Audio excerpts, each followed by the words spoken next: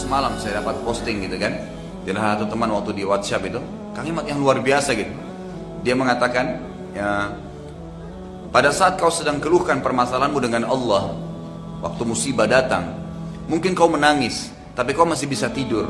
Sementara Allah Tuhanmu menyelesaikan permasalahanmu pada saat kau keluhkan dengannya tanpa dia tidur. Kamu sedang tidur, Allah selesaikan permasalahanmu dengan cara dia yang kalau kamu tahu bagaimana Allah selesaikan urusanmu, kau akan menangis karena senang, gitu kan? Allah SWT tidak biarkan diselesaikan oleh Allah Azza wa Jalla, tapi dengan caranya Allah. Dengan caranya Allah SWT. Mungkin kita berharap cepat, tapi Allah tundain 3-4 hari kemudian, sebulan kemudian. Allah kita ingin dengan cara A selesai, ternyata tidak, Allah selesaikan dengan cara Z. Allah lebih tahu. Dan umumnya kalau Allah ujikan seorang hamba musibah, maka berarti Allah akan angkat derajatnya dan mengampuni dosanya. Serta kadang-kadang subhanallah, ini sering saya bahasakan, kalau anda sedang menghadapi musibah, makin berat cobaan datang, maka pastikan anda orang paling kuat, lebih kuat imannya.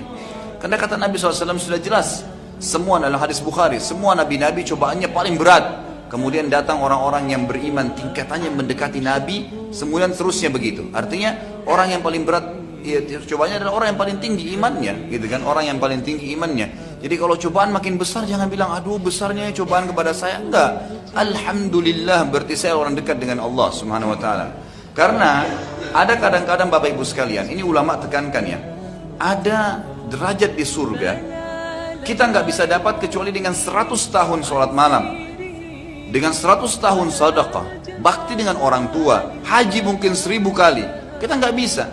Umur kita cuma 60 misalnya, sholat tahajudnya harus 100 tahun. Umur kita cuma 60, mungkin dari 60 cuma 10 tahun kita tahajud, masih butuh 90 tahun tahajud untuk sampai ke derajat itu. Fasilitas itu di surga, dari dayang-dayangnya, dari istananya, dari fasilitasnya semua. Tapi Allah mau kita sampai di situ. Bagaimana caranya? Allah uji kita dengan penyakit 10 tahun. 10 tahun nutupin yang 90 tahun kurang tadi. Sabar, nggak masalah, gitu kan? Kalau saya sering bahasakan itu, kalau ada tulisan saya judulnya musibah, kenali sebabnya, nikmati prosesnya. Insya Allah akan terbit nanti tahun depan buku itu. Saya sudah tulis dan insya Allah sudah 80% selesai gitu. Itu saya tuliskan musibah, kenali sebabnya, gitu kan? Dan nikmati prosesnya, nikmatin aja. Nggak usah keluh kesah, karena keluh kesah tetap tidak akan menyelesaikan masalah. Kata Umar radhiyallahu anhu, orang yang tertimpa musibah dan dia bisa terima sebagai takdirnya Allah, lalu dia sabar menjalaninya, maka dia akan menikmati, maka dia akan menjalani proses ya musibah itu dalam keadaan tenang dan dia akan menikmatinya. Artinya sakit ya sudah diterima, karena biar kita keluh kesah tidak bisa, dan pahalanya akan maksimal. Dengan ada orang kena musibah tapi keluh kesah, dia susah lalui, tidak ada pahalanya, nggak ada didapat sama dia.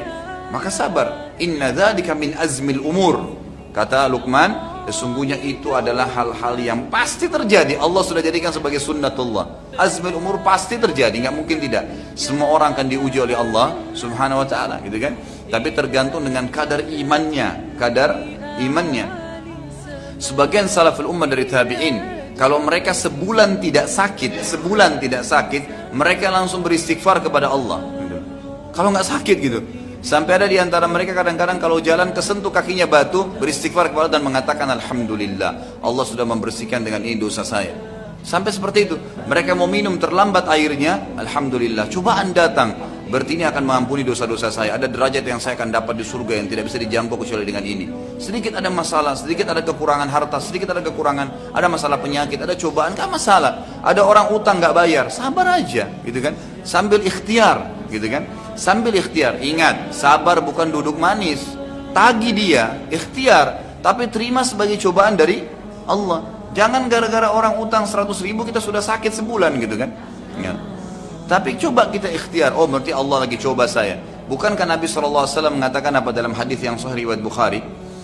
Siapa yang menghutangkan sesuatu pada orang kemudian belum terbayar, maka sama dia bersedekah setengah dari utang itu.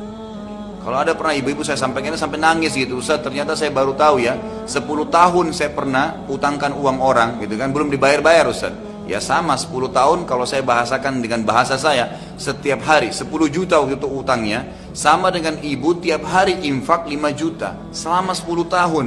Berapa banyak pahala yang didapatin gitu. Makanya fahami dengan ilmu, maka kita akan bisa melalui kehidupan ini gitu.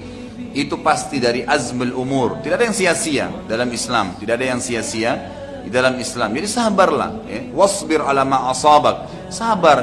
Ibnu Abbas berkata radhiyallahu anhuma dalam statement sabar ini, beliau mengatakan yang saya dapat posting semalam ya. Kalau seandainya, kata beliau, kalau seandainya langit ini rubuh, gitu kan, menimpa bumi, maka pasti Allah akan berikan jalan keluar kepada orang-orang yang bertakwa dan sabar.